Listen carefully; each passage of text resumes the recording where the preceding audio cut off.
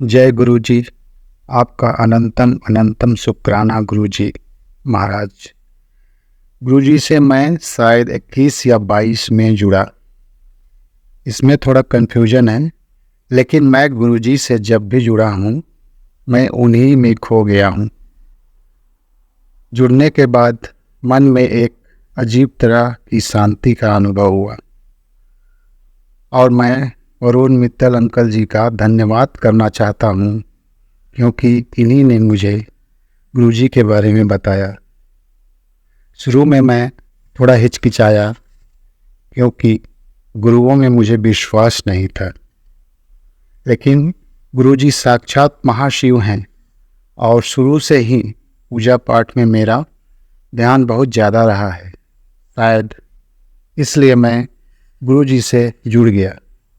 जुड़ने के बाद मैं हर दिन मोबाइल में गुरु जी का स्वरूप देखकर मंत्र जाप करता था। फिर कुछ दिनों बाद वरुण मित्तल अंकल जी ने मुझे गुरु जी का स्वरूप और गुरु जी का लॉकेट स्वरूप भेजा। गुरु जी के स्वरूप को मैंने फ्रेम कराकर पूजा घर में स्थापित किया।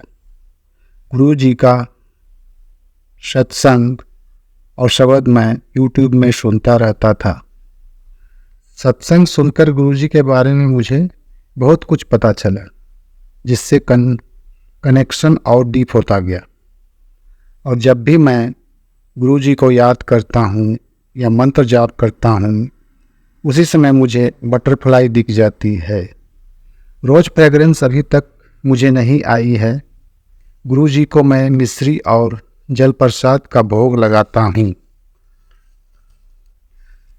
और उनके स्वरूप में चंदन टीका लगाता हूँ, और उस मिश्री प्रसाद, जल प्रसाद और चंदन का टीका हम लोग परिवार के सभी सदस्य लेते हैं।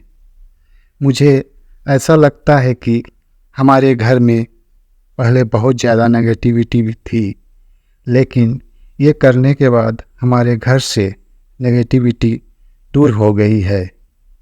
अब तो ऐसा लगता है कि अगर गुरु जी को एक दिन याद नहीं किया तो उस दिन का कोई मतलब ही नहीं रहता। आई कांट लिव विदाउट गुरु जी। अभी तक के सफ़र में मेरे साथ 2 सत्संग हुए हैं। पहला, एक बार मेरी माँ बहुत ज़्यादा बीमार पड़ गई थी। मेरी माँ को डायबिटीज़, थायराइड और बीपी भी है।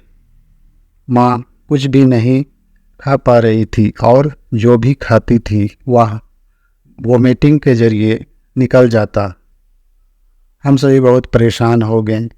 फिर मैंने गुरु जी को याद किया और मंत्र जाप किया।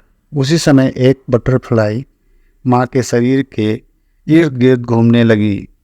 उस समय मुझे विश्वास हो गया कि माँ अब ठीक हो जाएगी।